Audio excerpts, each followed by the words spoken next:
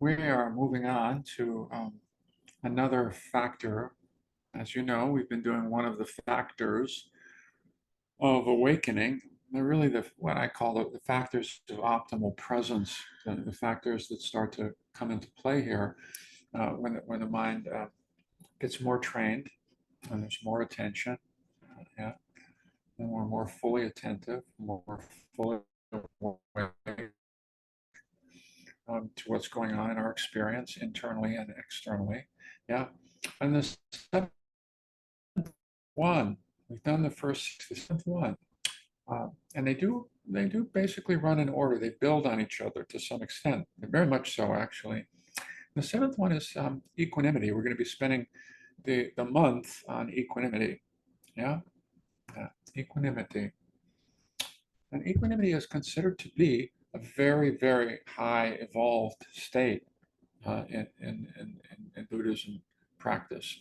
Yeah, a very balanced state and a very important one, very important one. And we'll notice that it follows after concentration, right? Which is what we just spent the last month on, right? The development of concentration. We're learning to stay attentive one moment after the other, first on one object. And then we talked about Kanaka Samadhi, which is paying attention to many things, one after the other, after the other, after the other, without spacing out. Right? Yeah. And so with equanimity, notice the change here, the shift here completely to whatever is showing up in the mind. Yeah. And staying balanced and not spacing out so much. A lot of mindfulness is necessary at this point, and a lot of balance. And it's being able to stay with whatever's arising, one thing after the other. Yeah? Yeah? With balance, with balance, with acceptance, yeah?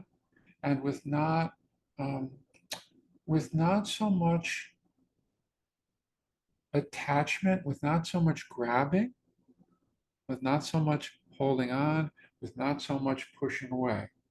It's kind of the state of mind where um, it's the state where the mind is not unduly arrested by anything and runs smoothly, huh? Huh? And yet is quite attentive and connected to what's going on, and engaged but not reactive to a wider and wider range of events. Okay, very in a way it's very simple, and equanimity is also the near enemy of equanimity is called indifference. You know, it's like, well, I'm just not reacting to anything because I really don't care much about anything, or I'm just kind of just whatever. It's kind of like whatever's going on. You know, I'm just not. You know, I'm not really caring much about what's going on, and that's not the same as equanimity. Equanimity is very much engaged and connected with what's going on, but not reacting to it. Again, neither clinging to it, wanting more of it, uh, or pushing it away. In other words, those patterns in us that are very, very strong, very, very strong, the habits of holding on, the habits of grasping, the things that we want more of, the habits of pushing things that we don't want, yeah, and the habits of spacing out, being confused and getting lost in thought worlds, you know, in cognitive worlds, spacing confused worlds. Those are no longer arising in equanimity. The mind is clear, and now it stays clear. It stays clear. It stays clear, you know, moment after moment after moment. It's not thrown. It's not thrown. So, and that's a state that becomes simply, and it's on the one hand, it's such a simple state of mind. Yeah, it's such a simple state of mind. All of the senses are operating. It's not turning away from experience. It's not shutting out experience. Uh, It's not shutting out experience. It's not shutting out experience out here. It's not shutting out what's arising in here. It's learning how to simply roll with experience, whatever is going on. It's just to roll smoothly with it. Yeah? Where the mind is not unduly arrested by anything. Yeah? Not thrown off the horse by anything. Yeah? Not freaked out by anything that's arising in the mind. You know, and not as flipped out by anything that's arising out here. You know, and there may be something disturbing out there, but the mind is able to see it, to hold it with more balance. Yeah, so able to hold it with more balance. It's holding with more things with more balance. You know, and it's considered to be one of the highest states, and most balanced states. But one of the things that we cannot do, uh, one of the discoveries of the Buddha, it can be one of your discoveries, you know, is one of the things that we cannot do is stop the flow of experience. You cannot stop it right now. No, consciousness is constantly making contact. Can't stop it. One thing after another keeps coming, doesn't it? Even right now, right? One thing after another. There's a sensation, there's a thought, there's a feeling, there's another thought, there's another sensation, there's another visual image, there's another thought, and then there's on top of that. Yeah, I guess so. I guess so. I guess so. It doesn't stop. Here's the next moment. Here's the next moment. Here's the next moment. Here's the next moment. Equanimity is about, oh, I can't stop it. What is the most, what's the best, what's the most harmonious relationship to make in this world where I cannot stop? I can't stop the flow of experience that's coming. I can't stop it. How can I be more harmonious with it? Yeah. And it's a gradual process of learning not to turn away from it. That doesn't really work. That's only that's a very temporary thing. The strategy is to turn away from it because it's still there and it still keeps coming, right? Yeah. And it doesn't work to get lost in it for very long. But how about to continue to be aware of it, with it, engaged in it, without getting hooked by it, without getting hooked by it, right? And is considered to be a very high state and one that is earned and one that is earned. Because in order for equanimity to really show up in a bigger way, we have to exhaust some of our long-term habits of grabbing and pushing away. And those are deep habits in us. Huh? Those are deep habits in us. Yeah. Yeah. We're always grabbing and pushing away. It's part of our wiring. It's not our fault. It's part of our wiring, you know? We want the good. We want to push away the things we don't like. We want more of this. We want less of that. We want more of this. We want less of that. The mind is always configuring how to move towards something more pleasant, away from something less pleasant. It's orchestrating all the time. Equanimity is not orchestrating in that way. It's simply receiving whatever is coming within and without in a balanced way, more and more seamlessly. There needs to be a fair amount of mindfulness there, yeah, as well as concentration, as well as calm, as well as engaged attention. As the other factors of awakening that we've been talking about have to be there as well. There has to be interest. There has to be, all to be there. The other factors have to be there, as well. Even joy has to be there to some extent. Although with equanimity, it's considered to be even more. It's even considered to be a higher state of mind than joy. Joy has a certain kind of restlessness associated with it, and it tends not to last. Whereas equanimity is a little bit more stable and solid, and it's got a more subtle sweetness and ease associated with it. Yeah, yeah. Um, and like the other factors of waking, like everything in the practice, it starts to show up when it does show up very gradually, a little bit here, a little bit there. Yeah, a breath here, a breath there. Yeah. Sometimes a little bit longer, but usually a little bit at a time. And it usually feels good when it does arise. You'll know the difference. No, I'm really with this. I'm not reacting to it. I'm not reacting to it in the way I usually react to it. Yet I'm present to it. I'm not pushing it or pulling it. My experience. I'm able to be stable with it, calm with it, steady with it, etc. And we'll find and practice together. We'll find some ways to practice with this together, pay more attention to it, begin to cultivate it here and there over the course of the month, reflect on it together. Yeah. So this is our overview, of equanimity.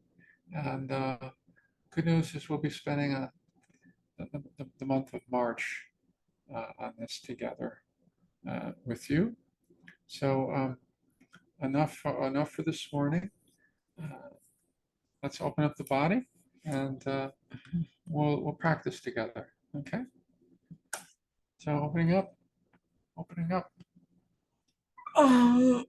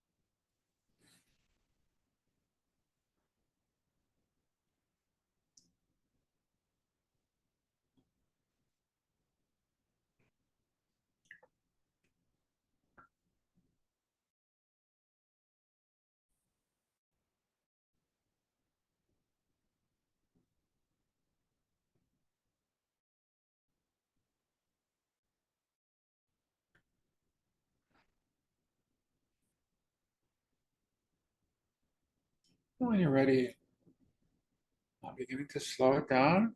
Beginning to slow it down. Uh, maybe lightly closing the eyes and maybe a few more subtle movements there as you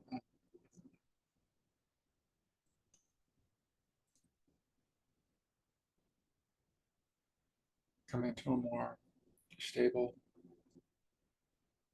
posture.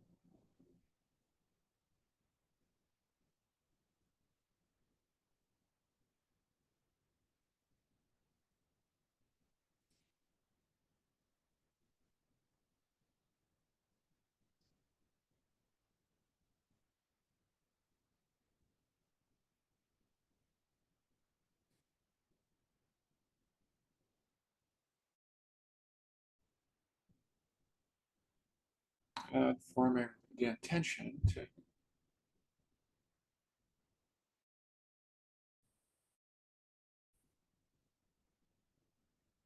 come to the breath, orient towards settling. First of all,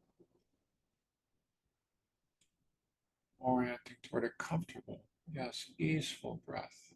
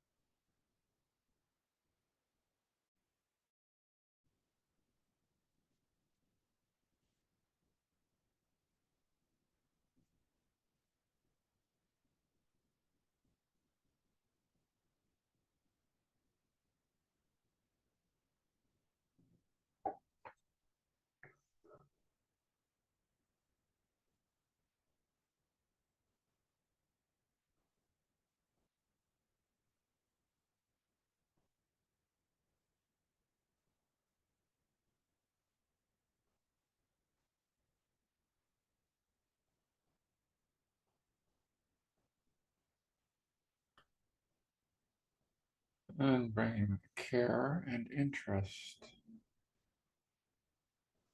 to the settling process.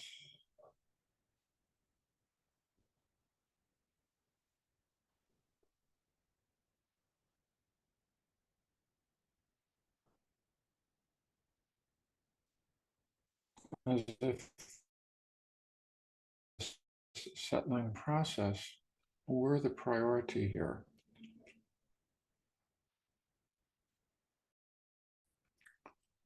There are not many priorities ahead of settling. It takes that commitment here in meditation to say, no, not now, no, not now, not that thought, not that planning. Yeah, yeah, later. For now, the settling and the commitment to that, the prioritizing of that,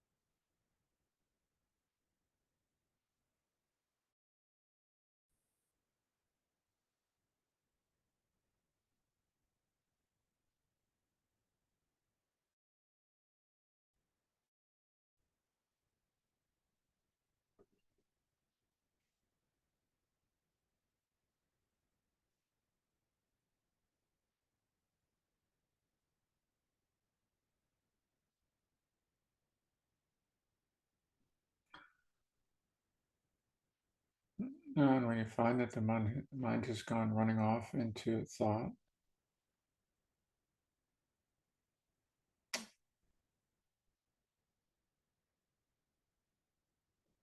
being willing to return to the vicinity of the breath, the vicinity of the internal holding environment.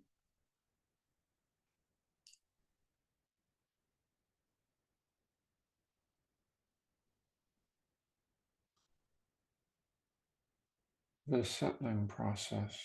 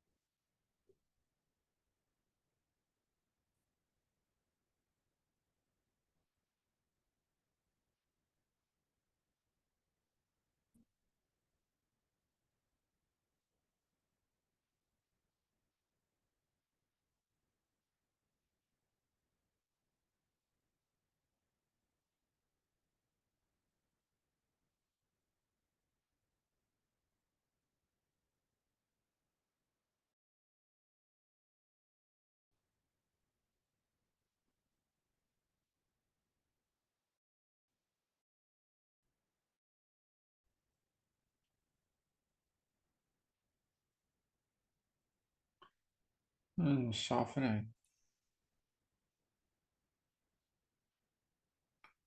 softening.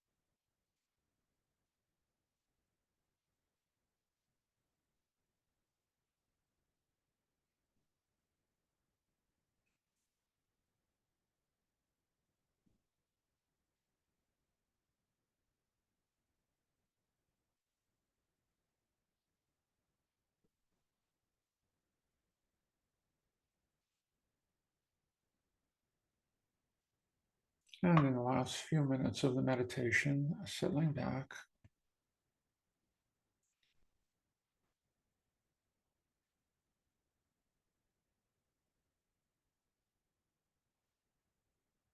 loosening your grip, settling back,